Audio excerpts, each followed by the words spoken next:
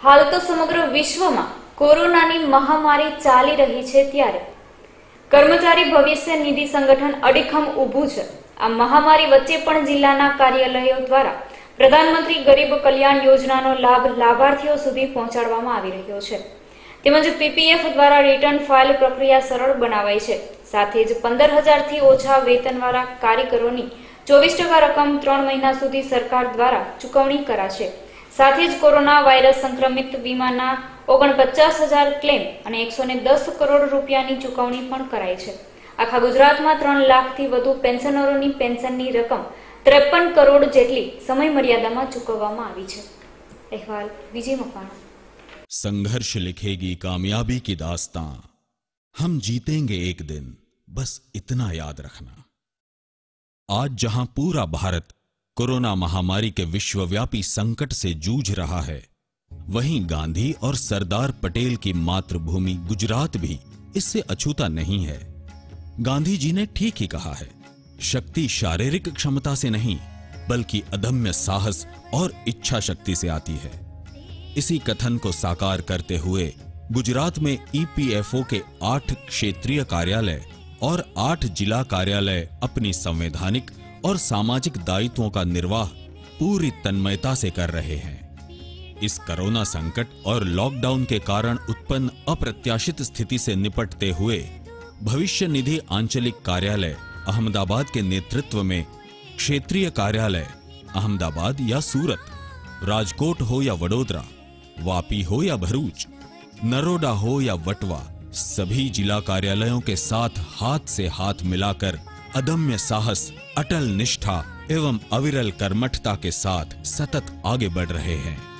हमने केंद्र सरकार द्वारा घोषित प्रधानमंत्री गरीब कल्याण योजना के कार्यान्वयन को चुनौती के रूप में स्वीकार किया है तथा इसका लाभ लाभार्थियों तक पहुंचाने में काफी हद तक सफल रहे हैं।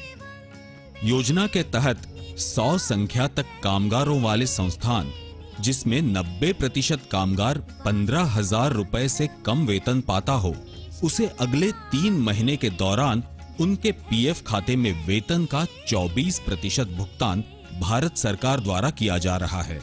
अब तक लगभग 8,000 संस्थान के 1,17,000 कामगारों को 18 करोड़ से अधिक की राशि का लाभ दिया जा चुका है तथा यह प्रयास निरंतर जारी है। इसी योजना के द्वारा ईपीएफ से विशेष निकासी का भी प्रावधान किया गया है, जिसके तहत कर्मचारी के 3 महीने के बेसिक और डीए के बराबर या उनकी ईपीएफ खाते में जमा राशि का 75% के बराबर जो भी कम हो, निकासी की सुविधा दी गई है।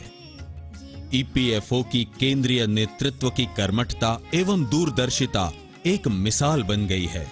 टेक्नोलॉजी का उपयोग करते हुए कोविड दावे को ऑटो सेटलमेंट मोड में कर दिया गया है तथा हम मात्र 72 घंटे के अंदर दावे का भुगतान कर संकट की इस घड़ी में सदस्यों के चेहरे पर मुस्कान देने में सफल हो पाए हैं। यह तभी संभव हो पाया है जब हमने लॉकडाउन की स्थिति में डिजिटलाइजेशन का सहारा लिया और सोशल मीडिया एवं प्रिंट मीडिया का भरपूर उपयोग किया। चाहे ट्विटर हो या फेसबुक, मेल हो या एसएमएस, हम प्रतिदिन नियोक्ता एवं सदस्यों से संवाद बनाए हुए हैं। हमें प्रिंट मीडिया का भी भरपूर साथ मिल रहा है, जो हमारी बातों को जन जन तक सकारात्मक रूप से पहुंचाने में संदेश सेतु का काम कर रहे हैं।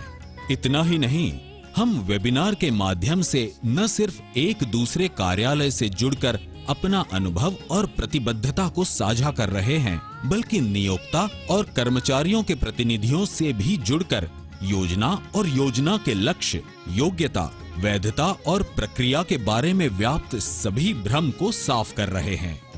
इस संकट की घड़ी में जहां एक ओर हम अपनी दैनिक कार्यों के साथ साथ पूरे गुजरात में अब तक 1,23,000 दावे का निपटान कर 273 करोड़ राशि का भुगतान कर चुके हैं, जिसमें कोविड-19 का 49,000 दावे के तहत 110 करोड़ राशि का भुगतान शामिल है। वहीं दूसरी ओर भारत सरकार की प्रतिबद्धता को साकार करते हुए पूरे गुजरात में लगभग 3,43,000 पेंशन धारक को 53 करोड़ पेंशन की राशि समय से भुगतान करने में भी सफल हो पाए हैं।